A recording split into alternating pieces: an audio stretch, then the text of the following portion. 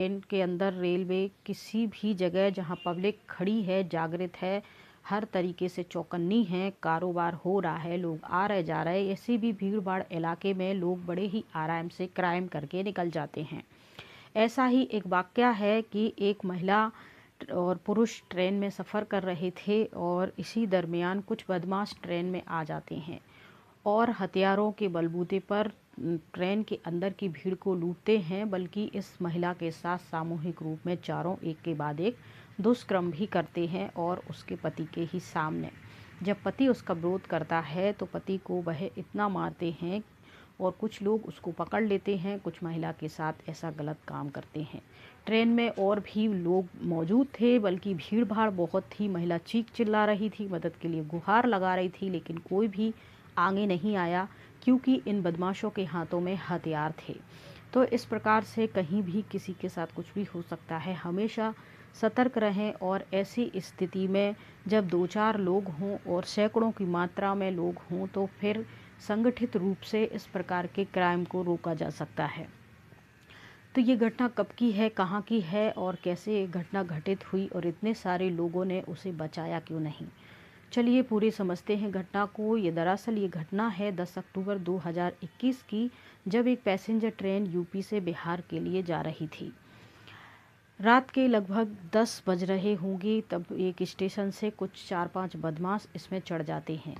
Train में की bogie में ऑलरेडी बहुत सारे पैसेंजर थे, बैठे थे, कुछ खड़े थे, कुछ खड़े-खड़े, कुछ बैठे-बैठे ही सो रहे थे। यानी माहौल पूरा भरा हुआ था, भीड़-भाड़ काफ़ी अच्छी थी।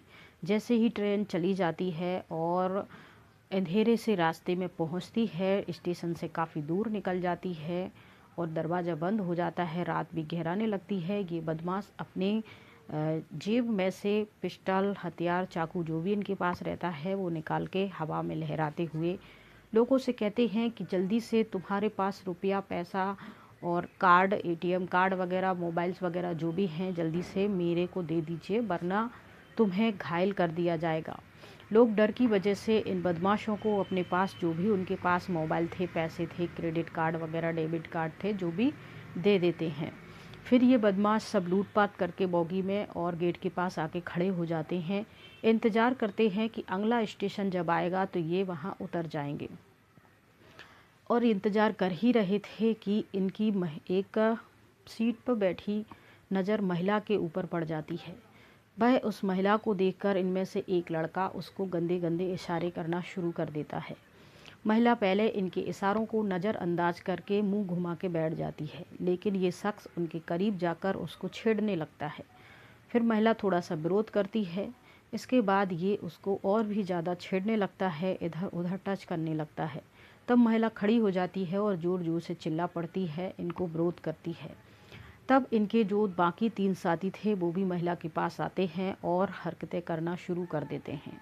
इस पर महिला का पति जो होता है विरोध करता है, तो चारों पकड़ के पहले तो महिला के पति को बहुत मारते हैं और मार के एक साइड खड़ा कर देते हैं और एक बंदा उसको पकड़ कर खड़ा रहता है। बाकी के बंदे एक एक करके महिला के साथ दुष्कर्म करना शुरू कर देते हैं। वही महिला चीख रही थी, चिल्ला रही थी, मदद की गुहार लगा रही थी, लेकिन पूरी बोगी खचाखच भरी थी। किसी एक बंदे की या पूरे संगठन में से किसी की भी ऐसी हिम्मत नहीं हुई कि वह इस महिला को बचाएं या उन बदमाशों का विरोध करें। ऐसे करके समय गुजरता गया और इन चारों ने बारी बारी से महिला के साथ दुष्कर्म किया और जैसे स्टेशन आई तो ये वहाँ से भाग खड़े हुए। जैसे ही इस पूरी घटनाक्रम को स्टेशन पे उतर के जीआरपी वालों को इन्फॉर्म किया, वो बदमाशों की तलाश जारी हुई और सीसीटीवी फुटेज की मदद से उनकी तलाश जारी हो गई।